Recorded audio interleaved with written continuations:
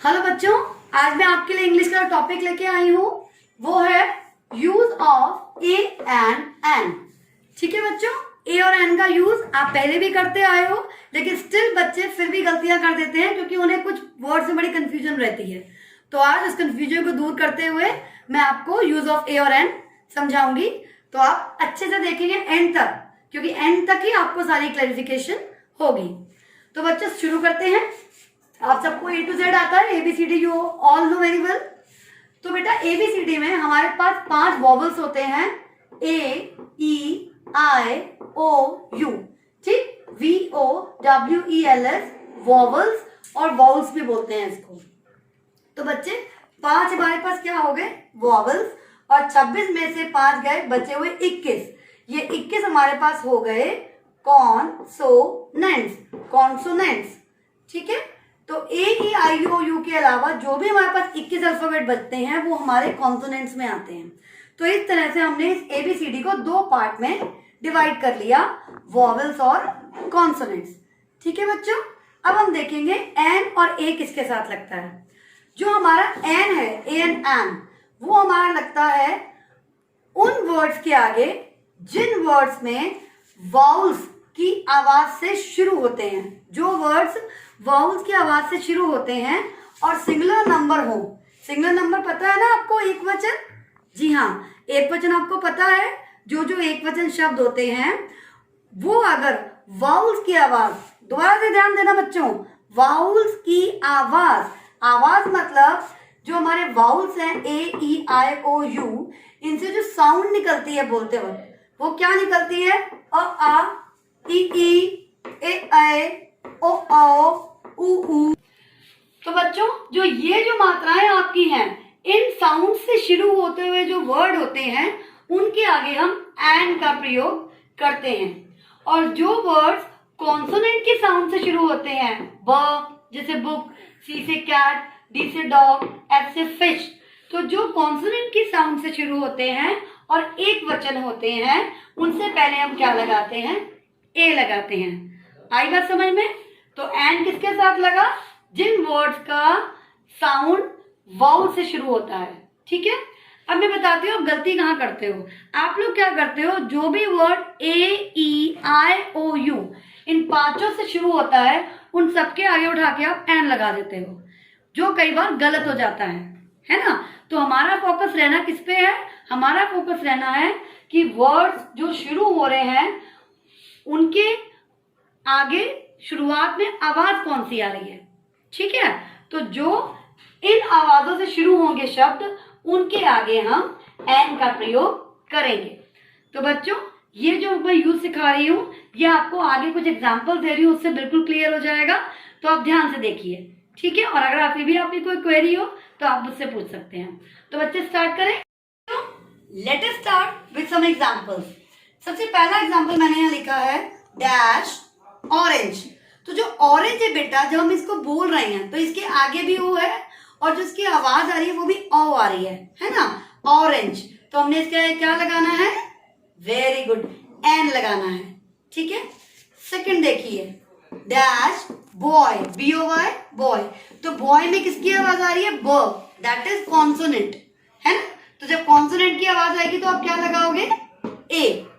ठीक, थर्ड देखिए, थर्ड है blue whale, dash blue whale. तो ब्लू वेल में भी आपको किसकी आवाज आ रही है, बोल के देखो। आप लोग हर वर्ड को ना मेरे साथ बोल के देखना, तभी आपको क्लियर होगा। तो यहाँ आवाज किसकी आ रही है, ब, ब्लू। तो जब ब की आवाज आई जो कि एक कॉन्सोनेंट है, तो हमने क्या लगा दिया, ए। और देखते जाना बच्चों, ये सब एक वचन है। अब फोर्थ देखिए बेटा, डैश HONEST, ऑनेस्ट मैम। अब आप मुझसे पूछेंगे मैम यहाँ तो H है, H को तो हम ह पढ़ते हैं, तो ये हॉनेस्ट होना चाहिए। तो बच्चों इसमें H साइलेंट होता है और हम इसको ऑनेस्ट बोलते हैं। क्या बोलते हैं, बोलिए मेरे पीछे आप, ऑनेस्ट। दोबारा बोलिए, ऑनेस्ट। तो ऑनेस्ट में ओ की आवाज आई ना बेटा, तो ये वाउल की आवाज आ रही है ना। तो वाउल की आवाज आ रही है तो हमें क्या लगाना है, बताइए, यस। तो हम क्या लगाएंगे, यहाँ पे एन लगाएंगे। ठीक है बच्चों, ऐसे ही नेक्स्ट है हमारे पास 5th नंबर पे डैश आर अगो। इसमें भी बेटा HOUR, तो हार नहीं बोलते हैं इसको हम बोलते हैं आर। क्या बोलते हैं? आर। तो जब हमने वर्ड पढ़ा तो वर्ड के शुरुआत में आवाज किसकी आई? आ की। किसकी आई बच्चों? आर, यानी कि आ। तो जो आवाज आई वो वाउल्स की साउंड आई ना बेटा, तो हम यहाँ पे क्या लगाएंगे? Very good, an. ठीक है बच्चों, तो एन आर अगो। तो मेरे को लग रहा है कुछ क्लैरिफिकेशन आपको हो रही होगी, है ना। और जैसे मैं आपको समझा रही हूँ वैसे वैसे आप भी पढ़ेंगे, है ना। आप फोकस किस पे रखेंगे? अगेन वही बात, फोकस रखेंगे अपने मुंह से निकलने वाली साउंड पे, कि वो साउंड AEIOU वाली निकल रही है, यानी कि इन मात्राओं वाली निकल रही है, तो हम लगाएंगे एन, अदरवाइज हम लगाएंगे ए। तो एक और थोड़ा सा जिसमें बच्चे अक्सर कंफ्यूज होते हैं, 6 वाला मैंने लिखा है डैश FIR। बच्चे इसको हम क्या पढ़ते हैं? FIR, not FIR।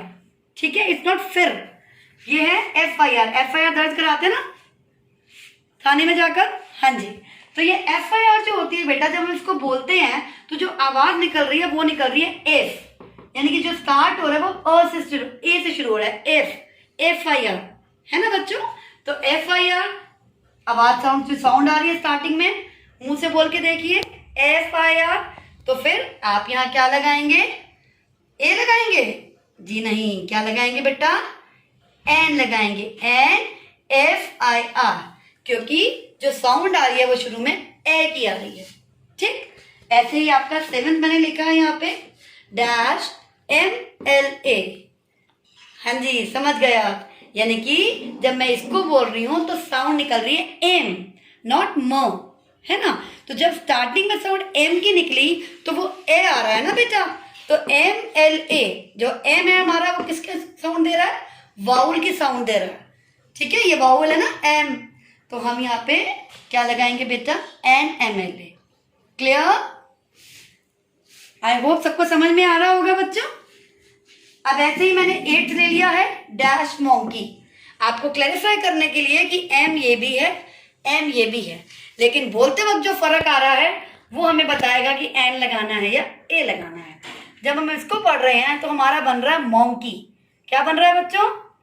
Yes, monkey, यानी कि म। स्टार्टिंग में आवाज किसकी है? म। तो म जो हमारा वो किस में जा रहा है? कॉन्सोनेंट में।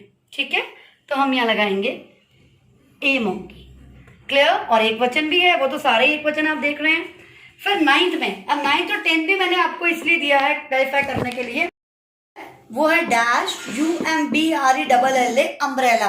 अम्ब्रेला किससे शुरू हुआ? बोल के देखिए, अम्ब्रेला। फोकस करो अपनी आवाज पे, तो स्टार्टिंग में आवाज किसकी आई? अ की। ठीक है बच्चों, क्योंकि स्टार्टिंग में अ की आवाज आ रही है, मतलब कि आपके वाउल्स की साउंड आ रही है, तो हम यहाँ पे क्या लगाएंगे? यस, वेरी गुड, हम लगाएंगे AN। And the last one is UNIVERSITY, university. ठीक है, समझे बेटा? अब जब आप इसको बोलोगे यूनिवर्सिटी, तो स्टार्टिंग में आवाज किसकी आई है? य की, है ना। यूनिवर्सिटी नहीं है, इसको हम क्या पढ़ते हैं? यूनिवर्सिटी। तो जब य की आवाज आई है, यह हमारा कौन सा साउंड होता है? कॉन्सोनेंट का साउंड होता है, वाउल का नहीं है ना। तो यह जो है वो कॉन्सोनेंट का साउंड है, इसलिए हम यहाँ पे क्या लगाएंगे बेटा जी? ए यूनिवर्सिटी। ठीक है, आई होप आप सबको क्लियर होगा। मैं फिर भी आपको एक बार फोकस देती हूँ, किस बात पे? आपका फोकस किस पे रहना है? जिन वर्ड्स के आगे वाउल्स की आवाज आए वो हमारे होते हैं एन से शुरू, उनके आगे हम क्या लगाते हैं? एन। ठीक है, और जिन वर्ड्स के आगे कॉन्सोनेंट की आवाज आए, है ना, यानी कि बचे हुए सारी, ठीक, तो उसके आगे हम लगाते हैं ए। ठीक है बच्चों, तो आप अच्छे समझिए, और फिर मैं इसको एक्सरसाइज दूंगी आपको, आप उसको करिएगा।